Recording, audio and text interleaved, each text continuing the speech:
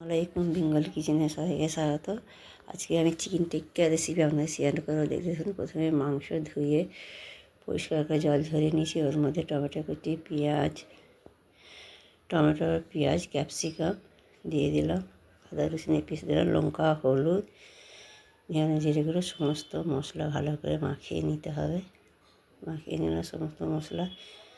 Cornflour দেবো, লেবু দেবো, লেবু দিয়ে ভালো করে মাখিয়ে নিতে হবে। যে বন্ধুরা আমার চ্যানেলে নতুন তারা সাবস্ক্রাইব অবশ্যই করবেন।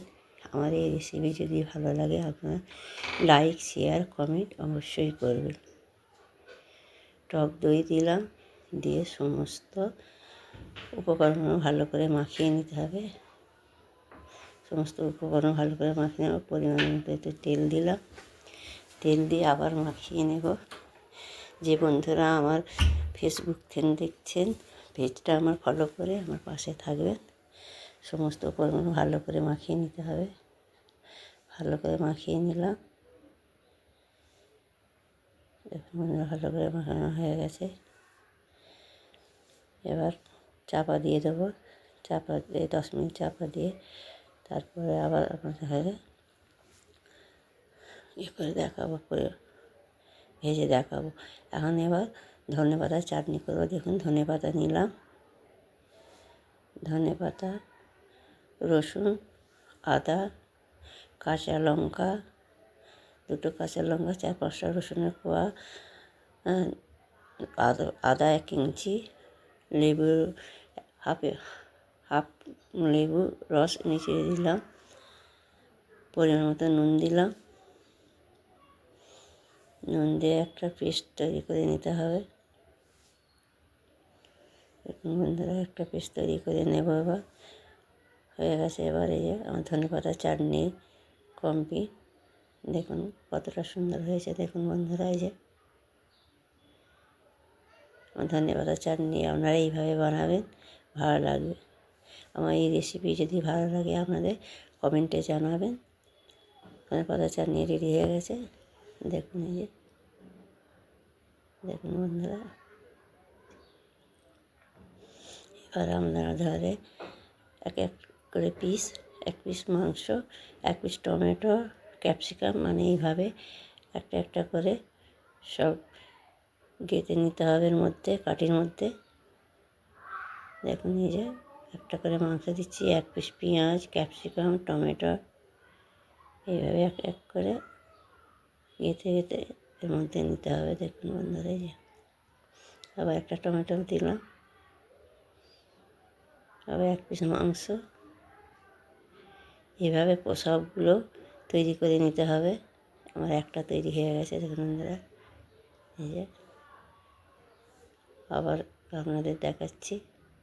দেখুন সমস্ত টিক্কাগুলো এইভাবে তৈরি করে নিতে হবে। দেখুন বন্ধুরা,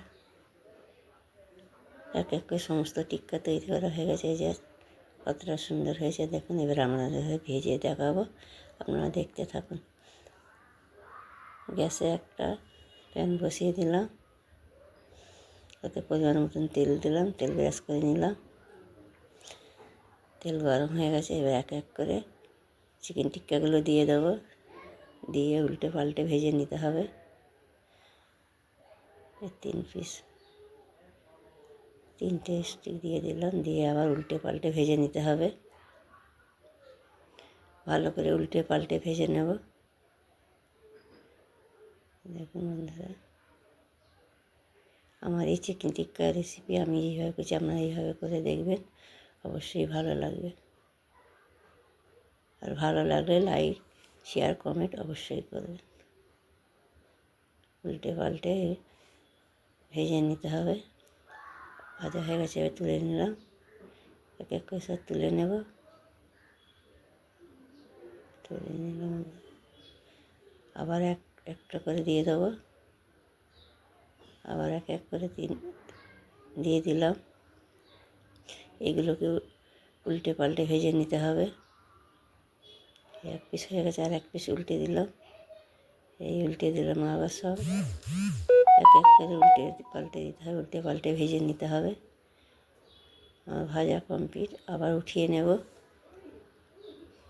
এক এক করে সব উঠিয়ে নিতে হবে।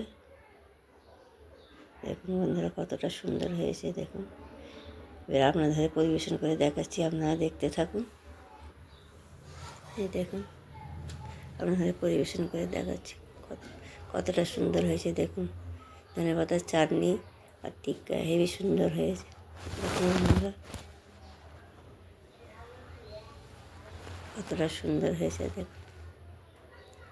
আপনারা ভালো থাকবেন, সুস্থ থাকবেন। আল্লাহ হাফেজ।